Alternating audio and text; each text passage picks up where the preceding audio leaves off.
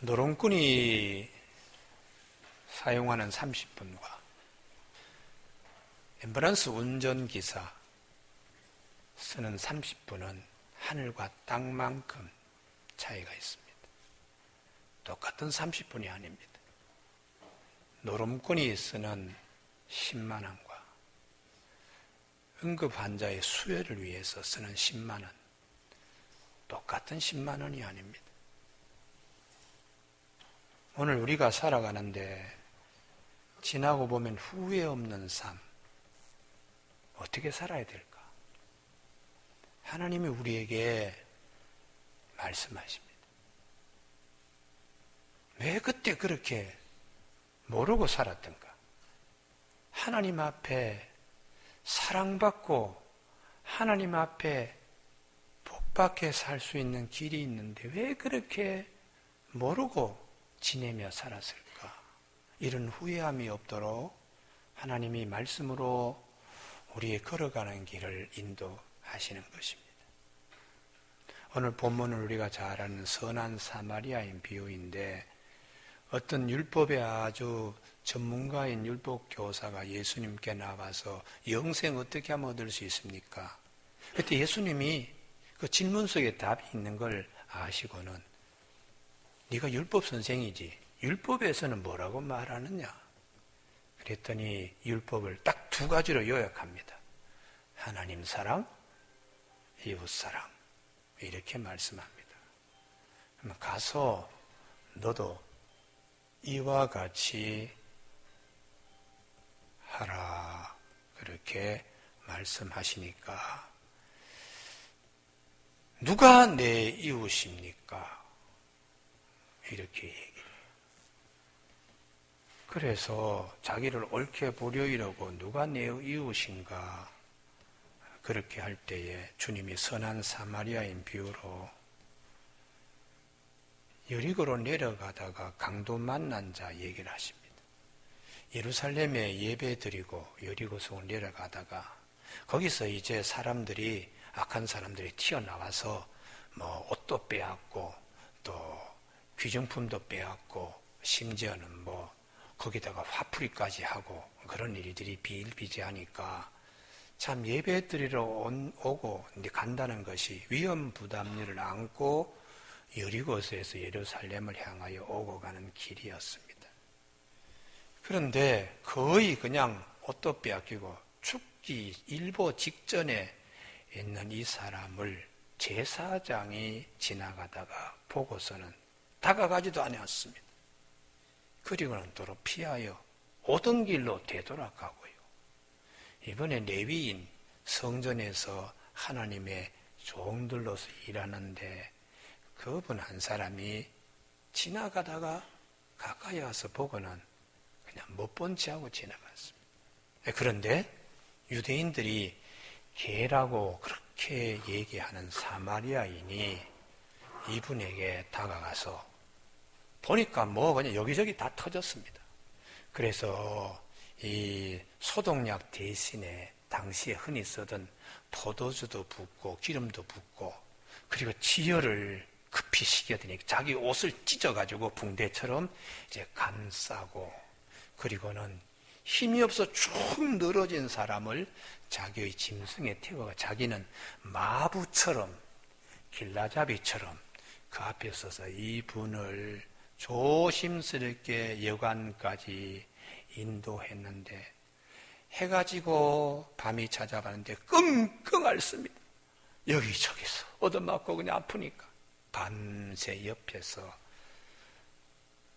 날이 뜰 때까지 세기까지 하얗게 밤을 지새웠습니다. 이분이 뭐 시간이 나는 분도 아닙니다. 그리고 사업차 빨리 가야 되기 때문에 이튿날 아침에 그 여관 주인에게 말하기를 추가 비용이 생기면 내가 더 드리겠습니다. 2데나리온인데 제 생각으로는 이 정도면 안 되겠나. 그 비용이 당시의 화폐 가치로는 2달 동안의 여인숙의 숙박 비용. 그렇게 드리고 난 다음에 내가 돌아올 때 추가 비용 발생하면 내가 책임지겠습니다 하고 말의 여운을 남기고 갈 때에, 자, 누가 강도 만난 자의 이웃이냐? 그때에 이 사람이 자비를 베푼 자입니다 라고 대답을 하니까 주님께서 너도 가서 이와 같이 하라, 그렇게 말씀하셨어요. 율법 교사로서 머릿속에 많이 집어넣고 아는 것보다 너 손도, 너 걸음도, 너 입의 말도, 너 마음도 말씀대로 행해야 하나님의 축복이 있다는 것을 말씀하고 있습니다. 하나님 보시기에 착한 이웃, 선한 이웃은 주변에 어려운 분들 있으면 못 본 채 하고 지나가는 사람이 아니라 시간도, 물질도, 마음도, 눈도, 걸음도 하나님 보시기에 기뻐하는 쪽으로 행동화시키는 것이 선한 이웃, 하나님 사랑 많이 받는 심령이라는 거예요. 그래서 신명기 22장 1절에 네 형제의 소나 양이나 길을 잃은 것을 보거든 못 본 채 하지 말고 너는 반드시 그것을 끌어다가 내 형제에게 돌릴 것이요, 내 형제가 네게서 멀거나 또는 네가 그를 알지 못하거든 그 짐승을 내 집으로 끌고 가서 내 형제가 찾기까지 내게 두었다가 그에게 돌려주라고 말씀하세요. 자, 이 짐승의 주인이 누구인지 모르면 그분이 나타날 때까지 우리 집에 묶어놓는 것이 아닙니다. 자기 집에 가축처럼 꼴도 먹이고 물도 먹이고 배설물도 치우고 병들지 않도록 잘 이렇게, 유대인들의 가축 개념은 자기 식구와 같이 생각합니다. 우리가 예전에도 겨울에 추우면 닭을 잠자는 방에 데리고 같이 잤습니다. 운묵에다가 놓으면 이 닭이 계란을 갖다가 밤에 둘둘둘둘 이렇게 굴리는 소리가 우리가 들으며 살았습니다. 알이 온기가 골고루 배어질 수 있도록 닭이 품고서는 알을 굴리는 거예요. 그러면서 닭과 가족 식구가 하나같이 이렇게 살던 시대가 있었습니다. 그러니까 신명기 22장의 1절, 길에서 소나 양이 길을 잃고 갈 때 그 주인이 누군가 알면 자기 가축을 대하듯이 주인에게 돌려주든지, 주인을 모르면 그 주인을 만날 때까지 자기 가축, 자기 식구처럼 잘 보살피면서 있다가 주라고 이렇게 말씀하시는 거예요. 그래서 예수님께서 이르지 못한 자, 이건 가면 쓰고 생활하는 자라고 주님이 질책하셨습니다. 누가복음 10장에 외식하는 자들이라고 주님이, 가면 쓰고 사는 자들이라고 이렇게 주님이 말씀하셨는데, 그 내용은 안식일날 회당에서 18년 동안에 귀신에게 사로잡혀서 허리가 등이 구부러져 가지고 일어나지도 못하고 펴지 못하는 이런 자를 못 본 채 하고 그냥 지나치면서 예배 드리는 거예요. 마음이라도 아이고 저분이 얼마나 힘들까, 마음이라도 하나님 앞에 그렇게 해야 되는데 냉정하게 앉아서들, 그때 주님께서 그 18년 동안에 등이 꼬부라져서 펴지 못하는 자 고쳐주는데 안식일날 무슨 일을 합니까? 이렇게 또 태박을 놓는 거예요. 그때 주님이 하시는 말씀이, 외식하는 자들아 너희가 각각 안식일에 자기 소나 나귀를 외양간에서 풀어내어 이끌고 가서 물을 먹이지 아니하느냐. 소나 나귀는 물도 챙겨주고 뭐 이러면서, 그러면 18해 동안에 사단에게 매임받은 이 아브라함의 딸을 안식일에 이 매임에서 푸는 것이 합당하지 아니하냐. 못 본 채 하는 것이 말이 되냐.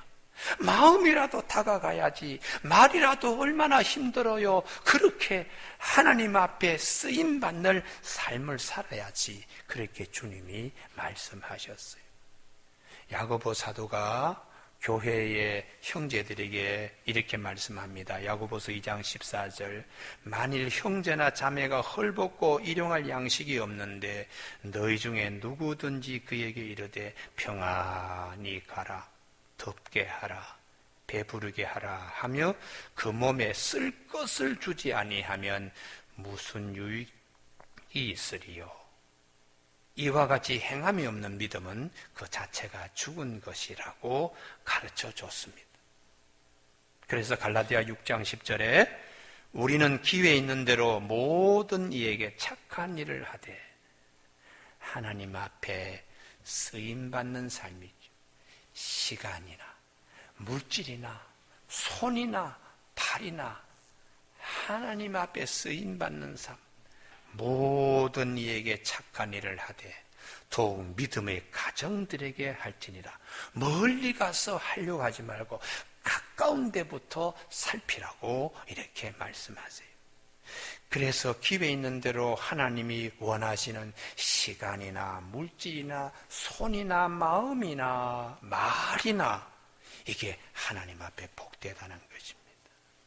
오늘 본문에 등장하고 있는 이 제사장, 레위인, 그리고 강도 맞는 자 다 유대인인데요. 이 유대인들은 이웃의 개념을 동족이나 또 하나가 종교가 같아야 두 가지가 요건이 충족되어 이웃이라고 생각했습니다. 그러니까 유대인으로서 유대교를 믿는 공동체만 이웃이라고 생각하지 사마리아인이나 이방인은 이웃이라는 개념에서 그들은 거기 두지 않습니다. 우리끼리 폐쇄된 이웃. 그래서 주님이 말씀하시기를 너희들은 너희끼리 폐쇄된 이웃 안에서도 서로 돕지 못하는데 너희들이 개 같은 자라고 욕하는 사마리아인이 오히려 너희 이웃이 되어서 열려진 이웃의 개념으로 서라고 주님이 말씀하십니다. 여러분, 히브리서 13장에서는 형제 사랑하기를 계속하고 손님 대접하기를 잊지 말라. 이 손님은 길 가는 나그네입니다.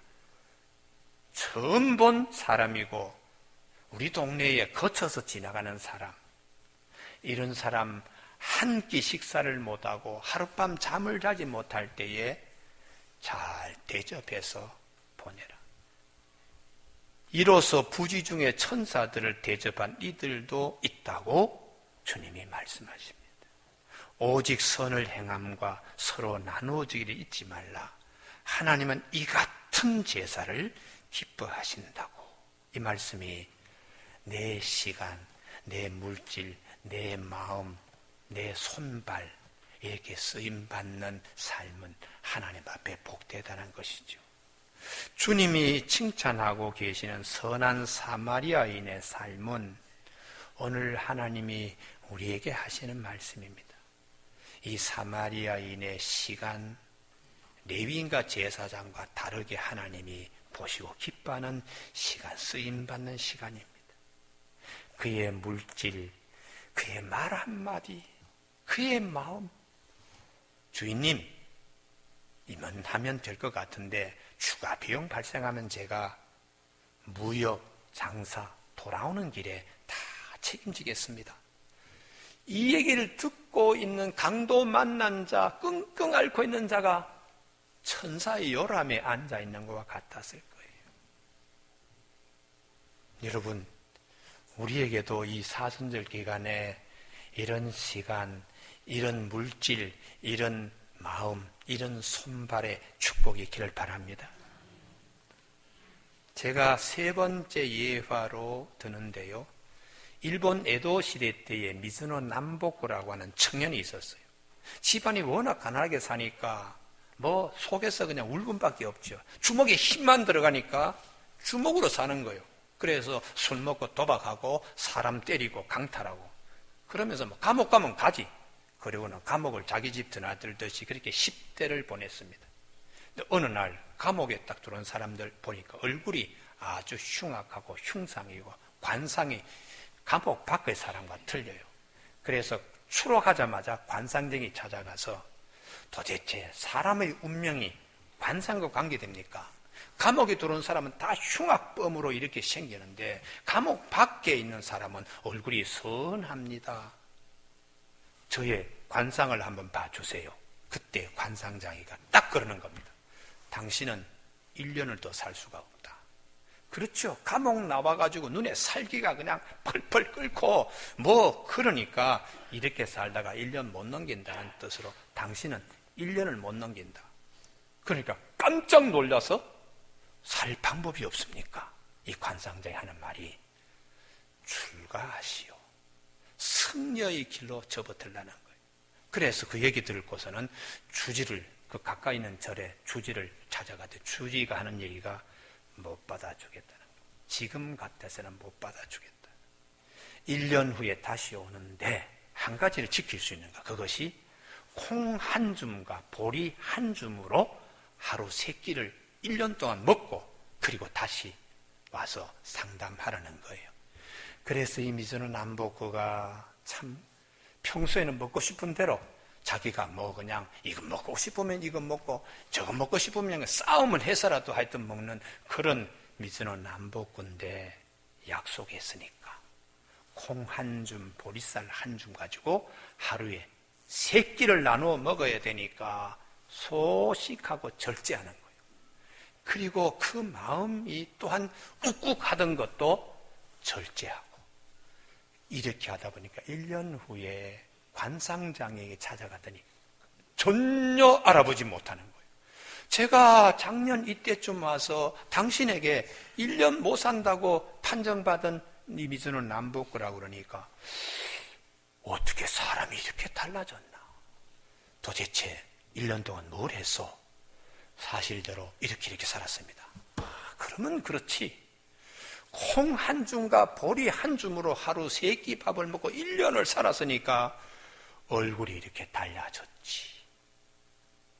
이 얘기를 들은 미주는 남복구가 사람의 얼굴 관상이 아니고 사람의 생각이 관상을 만드는구나. 그래서 사람의 얼굴과 관상 공부하기 위해서 하루에 수십 명의 얼굴을 만지고 확인하고 볼 수 있는 것은 이발소밖에 없습니다.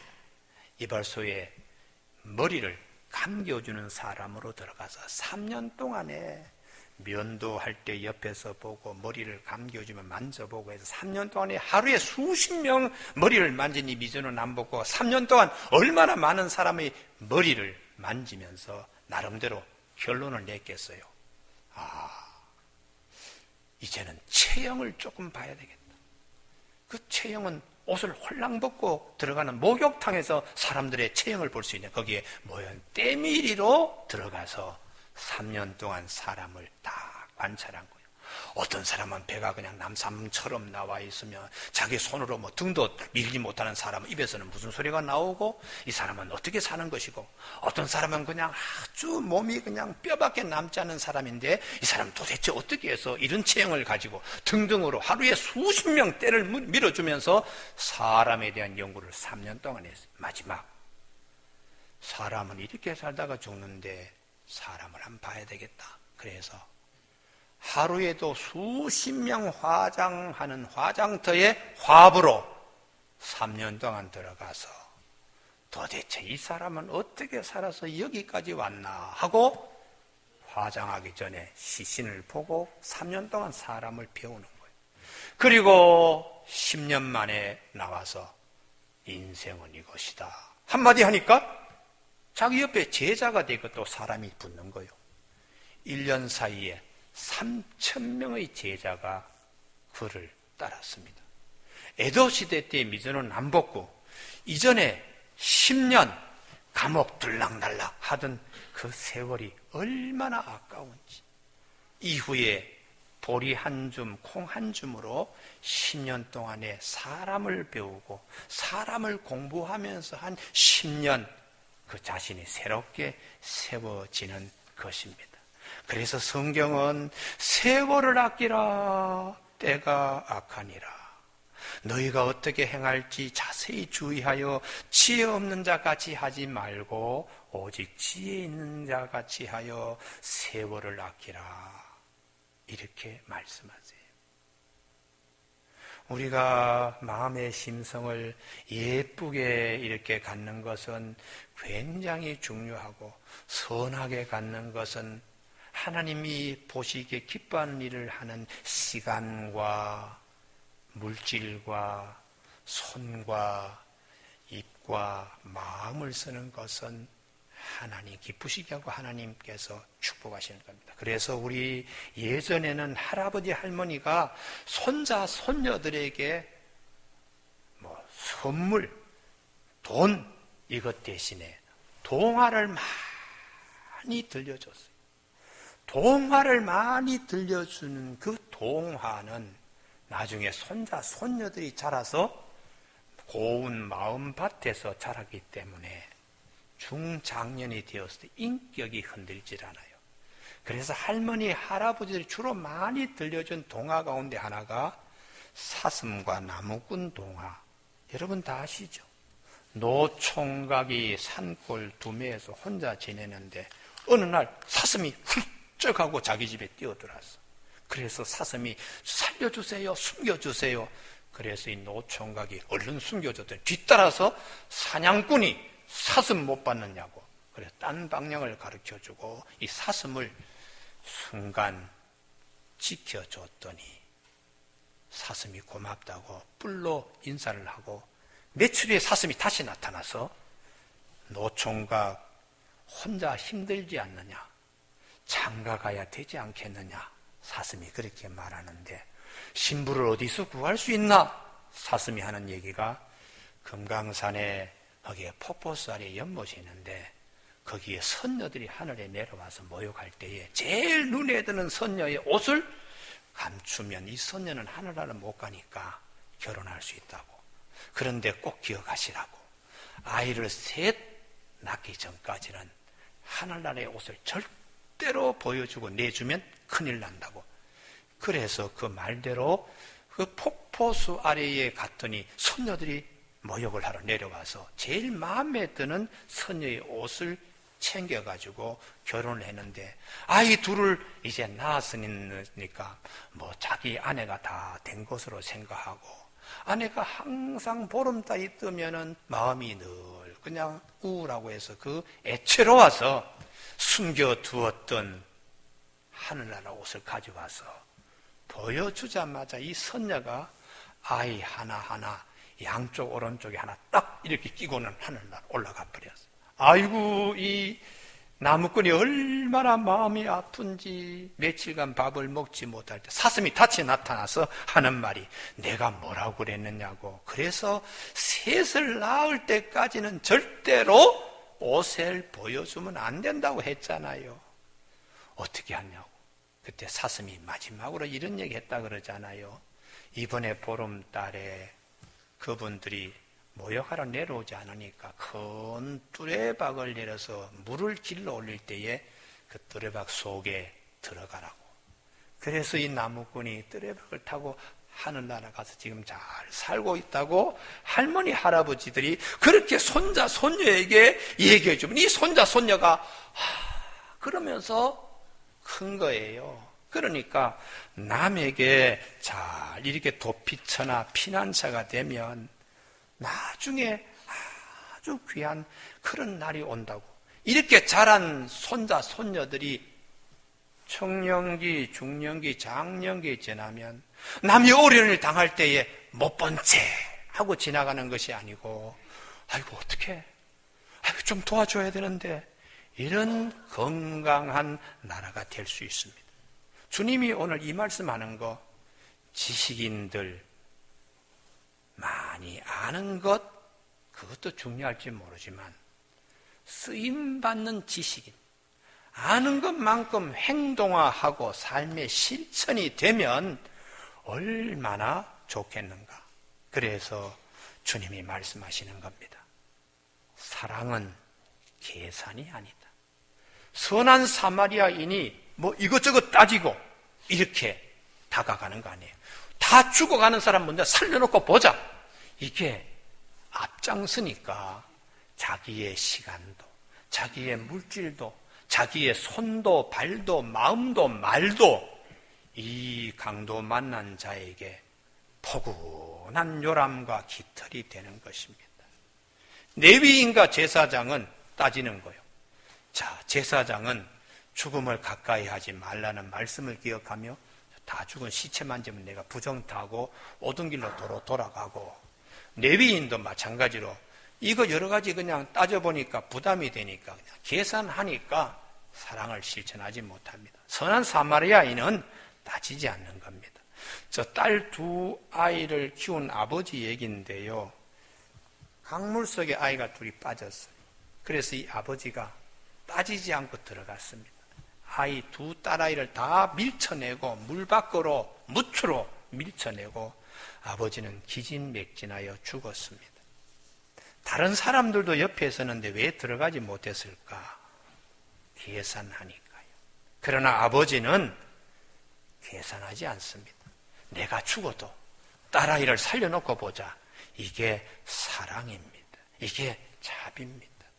교우 여러분, 인공호흡 요즘 많이 얘기합니다.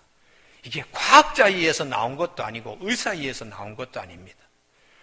아들이 다 죽어가고 있을 때에 어머니가 너무 급하니까 자기가 들여마신 숨을 아들의 입에 대고 불어가지고 아들이 다시 소생하여 인공호흡법이 생겨난 것입니다. 사랑은 계산이 아닙니다. 진정한 사랑에는 희생도 동반하게 됩니다. 제가 아주대학병원에 우리 교우들이 입원을 한다든지 뭐 수술한다든지 아주대학병원에 갈 때마다 의사 한 분 꼭 기억합니다. 이국종 교수라고요. 그분이 어떤 분인가 여러분 다 아시지요?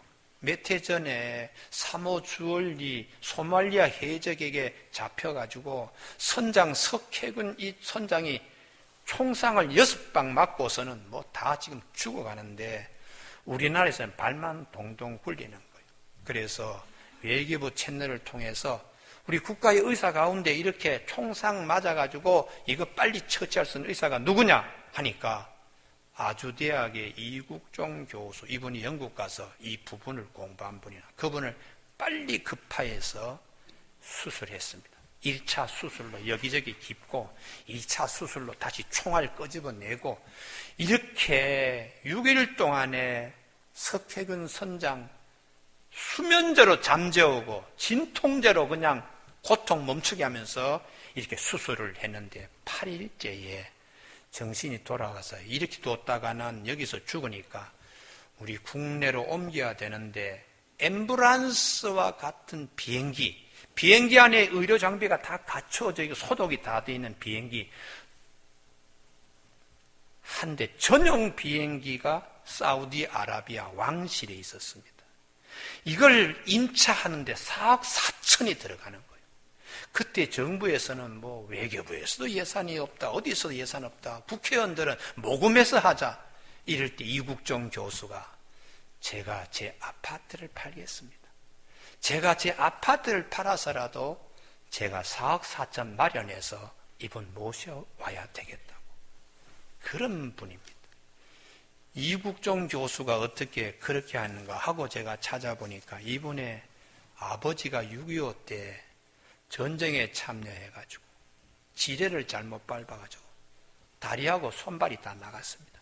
눈도 다 나가고 어릴 때 그런 아버지 밑에서 큰 이 이국종 교수가 나는 커서 의사가 되어야지. 지금은 사회보장이나 국가유공자에 대한 대우가 조금 달라. 옛날에는 돌아보지도 않고 사회가 냉랭했습니다.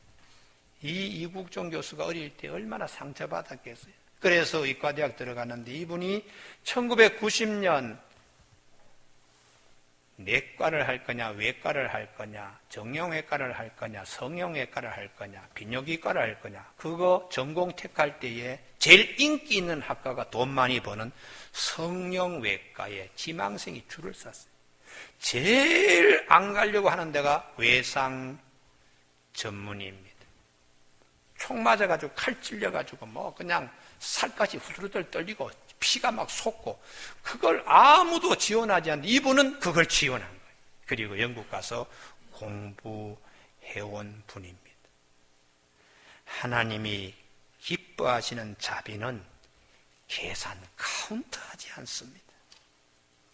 하나님이 보실 때에 이 선한 사마리아인은 따지지 않고 그냥 자기의 시간, 자기의 물질, 자기의 손, 자기의 발, 자기의 마음, 자기의 입 하나도 살아서 역동적으로 쓰임받고 있지요.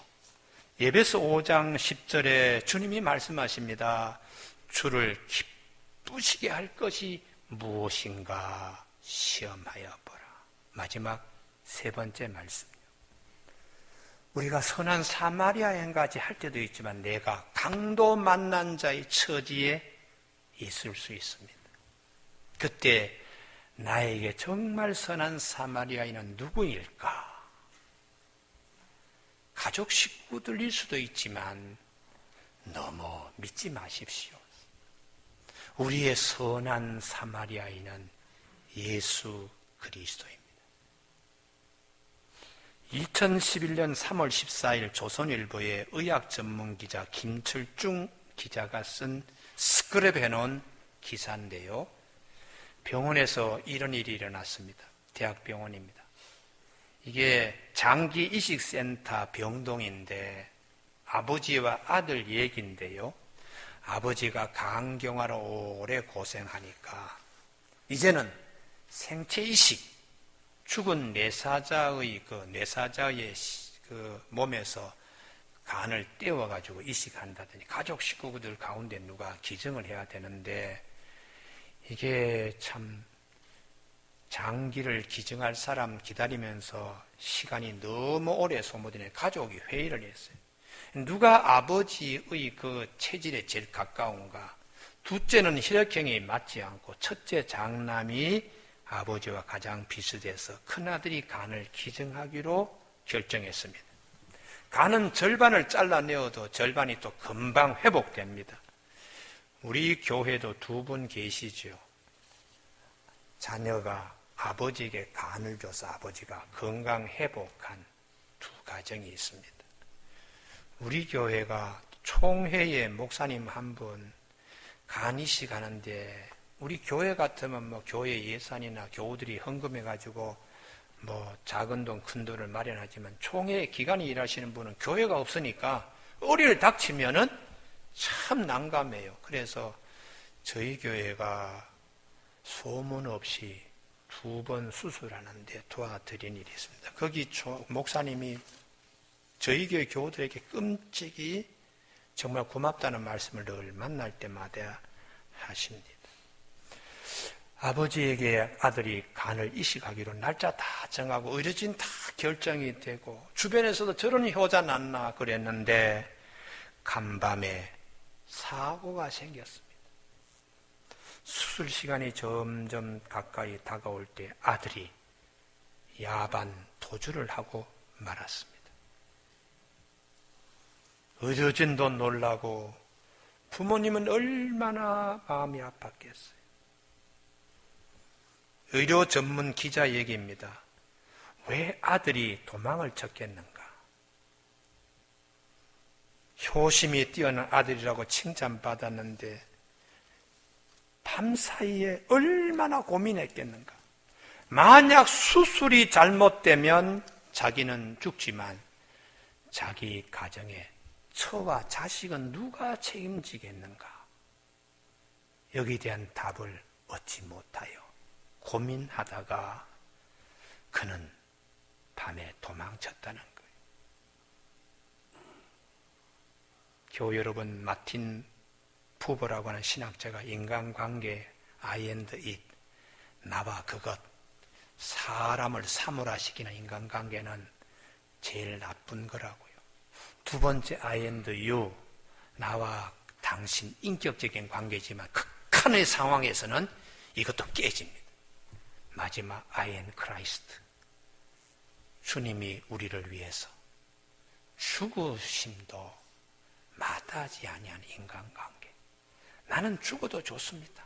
이런 인간관계가 되어야지 사회가 건강하다고 말한 바 있습니다. 내가 어려움을 겪었을 때에 사람에게 많이 의지하기 쉬운데 의지하다가 실망도 큽니다. 그래서 성경은 우리를 영원히 곁에서 늘 친구가 되어주시고 선한 이웃이 되어주시는 예수님만을 전적으로 의지하라고 성경은 말씀하고 있습니다. 요한복음 13장 1절 세상에 있는 자기 사람들을 사랑하시되 끝까지 사랑하신다고 그렇게 성경은 말씀하세요. 인자가 온 것은 섬김을 받으려 함이 아니고 도리어 섬기려 하고 자기 목숨을 많은 사람의 대속물로 줄여오신 예수님은 우리를 실망시키지 않습니다. 교우 여러분, 오늘 이 본문을 통해서 이번 사순절 기간에 나의 시간, 나의 물질, 나의 지체들, 손, 발, 마음, 입 하나님이 보시기에 기뻐하시고 선한 곳으로 쓰임받는, 복되게 쓰임받는 이번 기간이 되기를 원하고, 내가 힘들 때에 주님 바라보면서 사람에게부터 받은 상처들을 잘 극복하는 이번 사순절 기간이 되기를 주님의 이름으로 축복합니다. 기도하시겠습니다.